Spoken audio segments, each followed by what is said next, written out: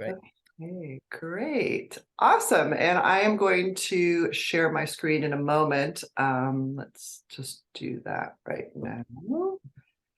Make sure everybody can see my screen. I always got to adjust things. Does that sound, can you guys see a PowerPoint slide that says tax aid up at the top? I do. Cool. Awesome. Great. So thank you, Professor Kane, for inviting me to speak to the beautiful Santa Clara students Yes, today. they are beautiful. They are very beautiful. So I'm going to just take maybe about 10 minutes to go through a PowerPoint deck. Just trying to move this around. Maybe I'll do this. And to tell you a little bit about tax aid and our organization and how you all can get involved with our organization. I know Santa Clara University is very committed to social justice, and that's probably why many of you decided to go to school there. It's a great program and really important way to give back to the community that we all share. So TaxAid is a nonprofit organization, and our mission is through skilled volunteers, we provide year-round free tax services to strengthen our San Francisco Bay Area community. So a lot of words. What we do is we provide free tax services for people with low income. And so what that looks like is we are helping people that are new employees. We help a lot of college students actually who are filing for the first time separate from their parents. Maybe they're working a part-time job while they're in school. We help a lot of families with low income. We help a lot of immigrants, retirees, a lot of multi-generational households, and the unifying factor for these all these different kinds of people is that they are people that need or want to file a tax return. They earn less than $60,000 a year, although the average income of the people we serve is more like $20,000 a year. So these are people that might be making $10 or $11 an hour. And there's a lot of good reasons why people need to file their taxes, even when they have a very low income. So this slide kind of represents some of the types of jobs that people have that we help. So, we see a lot of gig economy workers. There's a lot of people that are kind of hustling and doing a lot of different jobs because they need to, right? It's not enough these days, unfortunately, for a lot of people to have one job. So we see a lot of people that are Uber and Lyft drivers. They're maybe doing TaskRabbit, DoorDash, a variety of different things. We help a lot of people in the hospitality industry, like restaurants, servers, hotels, housekeepers, possibly your favorite neighborhood barista might be a client of TaxAid. A lot of people that are doing like home-based childcare or nannies. We also help people that are maybe providing support for elders. So a lot of different people in the service professions, a lot of different types of backgrounds. But again, the unifying factor is that these are people that need to file their taxes or want to file their taxes and are earning a low income. And I'm just going to say I'll answer all the questions at the end. It'll be quicker to go through the deck. So just jot down any questions as we go, and we'll come back to them. So why do taxes matter? Well, we are supposed to do them, right? It's part of being a good citizen or a resident of the United States. But more than anything, a lot of people really depend on their tax refund because people with low income frequently can get a very large tax refund, like $6,000 or more. And so you can imagine if your household income is $20,000, that's the biggest paycheck you're going to get all year. And people really kind of use that tax refund. It's almost like a quasi savings account, right? The money's been withheld from their check. It's sitting there on the side. They can't really touch it until they file their taxes. And then they already probably have a mental plan for what they're going to do with that refund. So we see a lot of people putting some money away to save for a rainy day, but they might be catching up with like past due bills or past due rent, repairing their cars so they can get to work. A lot of people have deferred medical or dental expenses that they might use that tax refund for.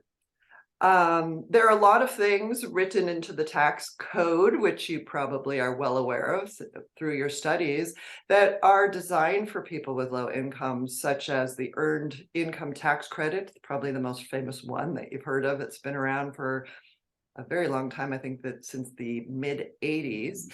But we've also, through this pandemic, had a lot of COVID relief programs, both at the federal and state level, like the stimulus, or they called it the economic impact payment, the Inflation Reduction Act. These things have had a lot of names, but they are real dollars that go back to people. And in some cases, the only way for people to access those programs was to file a tax return. So we saw a huge increase in inquiries around these programs for people that might not normally have been required or incentivized to file their taxes, because now they could unlock those pandemic relief programs.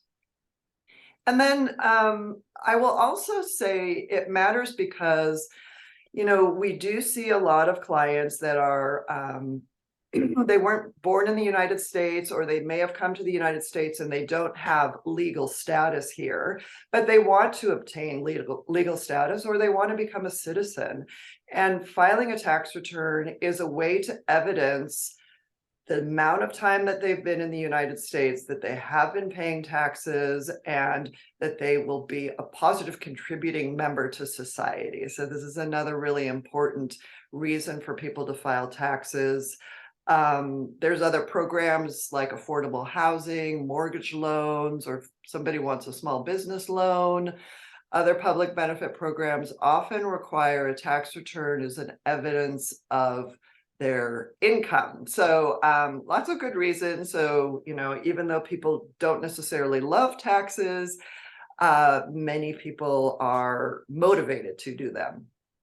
And, TaxAid was really founded to protect clients from bad actors that are out there. Unfortunately, there's definitely some really great paid tax preparers that will take good care of clients, but there's some that are not. And there are some that will really charge exorbitant fees for their taxes, or try to sell like predatory financial products to clients that they really don't need to pay. And people with low income should not have to pay $600 or more to have their taxes done, when there are free resources in the community like TaxAid to help them.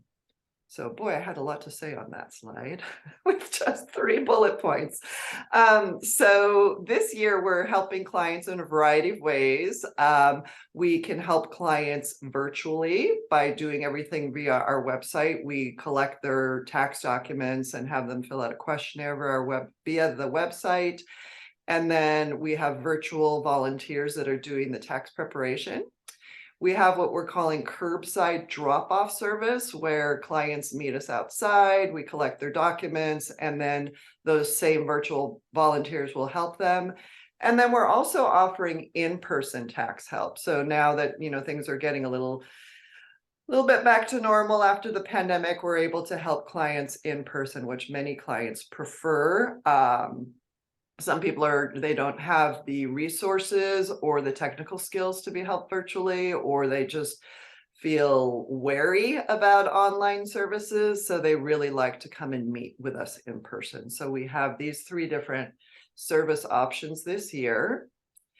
This is a map of all our different locations. We usually appear at community-based or places that are in communities of low income. So we might be in a YMCA or a school or a community center. So in San Jose, we have a couple different sites, which are probably closest to the campus. In downtown San Jose at the main public library. And then we also have a site in, I think it's called the Alum Rock neighborhood of San Jose.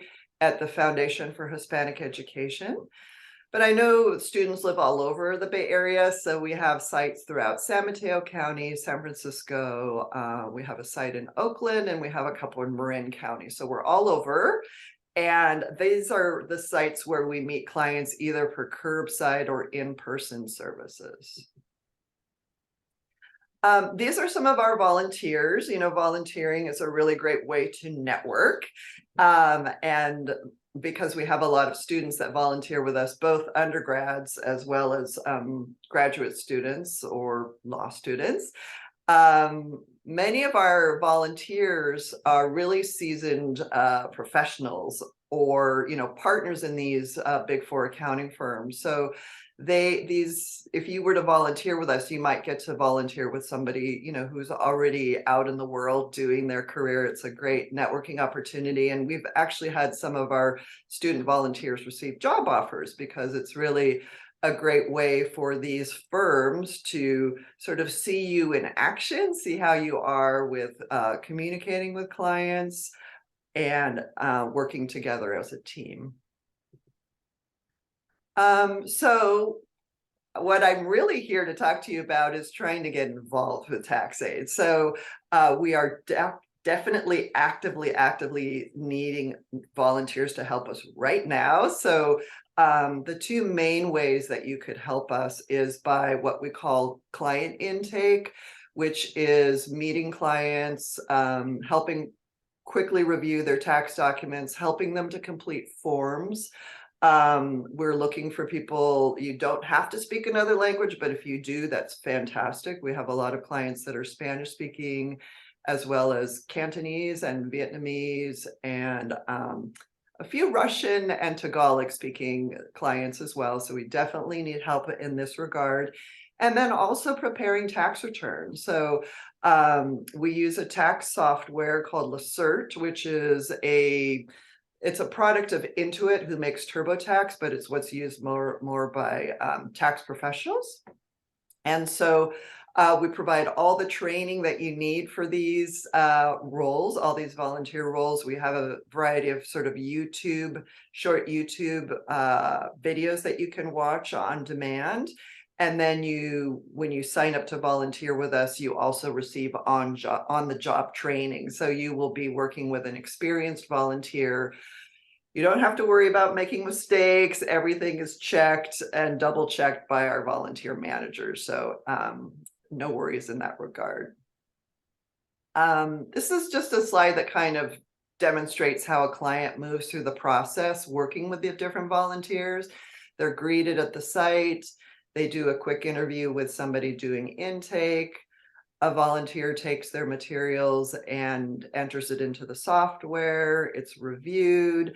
And then a volunteer will sit down with the client either virtually or in person to get their signatures and go through the final return with them.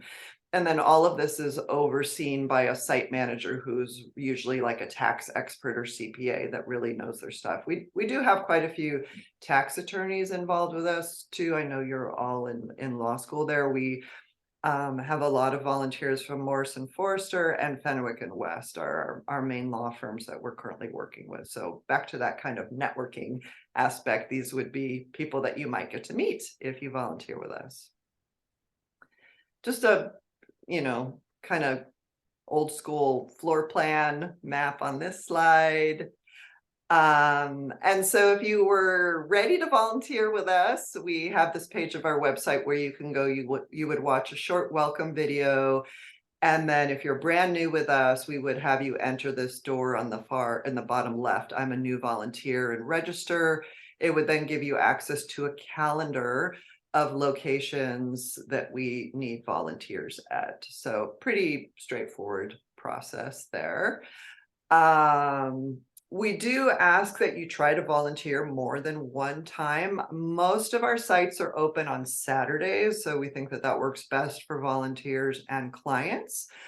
But the first time you come out, you're really learning on the job. It's really like the second and third time where you really are able to feel like you kind of know your way around, and that you really have an opportunity to to spend time networking more with other volunteers, as well as having that good, positive interaction with clients as well. If you do sign up and you come out to the site, you will be like I mentioned, there will be a site manager supervising everything. You will make sure to check in with that person. We do ask that you stay for the entire shift. Most of the shifts start around 9 or 10 in the morning, and they usually finish around 2 or 3. You will be included in lunch. You will have lunch provided and snacks and everything, and you'll have time to rest throughout the day too, and take breaks. So here's my contact information, and Minnie Sage is our program director. She's also out in the sites a lot. So I'm going to stop sharing my screen so I can see everybody and see if that sparked any questions or excitement. We do need volunteers this Saturday. We have a location in Redwood City and one in Daly City and one in San Francisco that are very short of volunteers. So if you're not busy this Saturday, I think it's going to rain. So like, what else is there to do, right? May as well come out and volunteer. It's also the beginning of our spring break, so I worry that some people may be traveling, but maybe that's just me. I have a quick question, and that was about the remote assistance. Yeah. How many clients do you have that want to do things remotely? And I mean, I never know where I'm going to be physically, so it's I would consider volunteering remotely. Right. So we have, even if you are volunteering remotely, we always have a backlog of tax returns that we've collected from those curbside and in-person events. So we have plenty of work to do. Yeah. Typically, we help anywhere from 1,000 to 2,000 clients a year. It kind of varies a little bit. And now that we have in-person service for the first time since 2020, we are seeing a lot of clients coming back to us in person, really wanting that. They were kind of used to that before the pandemic, and they want it now. Yeah. But the virtual volunteering opportunity is a really good one. For brand new volunteers, we really want people, if possible, to come out in person the first time, just so you can kind of get a handle on things and learn the software, because if you're doing it virtually, that means, we have to train you in a different manner and set you up with your own login and all that stuff. So it's a little bit of a different process. So do volunteers have access to the Intuit program that you're using? Yeah, so when you come out to volunteer at a site, we bring all the laptops and everything, and the volunteers will be using the TaxAid laptops to do the prep. And then again, after they come out that first time, if they want to continue to do virtual volunteering and they feel comfortable with doing that, we can either lend them, like check out a laptop to them, or we have like a VPN where people can log in that way. Oh. Oh, that's great. I'm not crazy about TurboTax. I gave up on them several years ago. But all my CPA friends say that Intuit is a little bit different. I mean, it's more on the you don't have to answer as many questions. Right, as you exactly. do in It's not a TurboTax. consumer-facing product. We don't use a consumer-facing product. It really is like the tax professional version. But a lot of it is sort of data entry. But people, a lot of our clients, even though they have a low income, they have really a lot of them have very complex tax situations. So as you can imagine, if somebody has a lot of gig jobs, there's a lot of different sources of income. But we've seen more of our clients are getting involved in like crypto transactions. So Really? that's Wow. really interesting. And one of our board members is one of the experts in the field with crypto. So it's, this is a very interesting field for a lot of us, right? Like, what is it, right? So our clients are in with that as well. So. Wow. Yeah. Did anybody have any questions about that I didn't go over, or want to come out this Saturday and volunteer?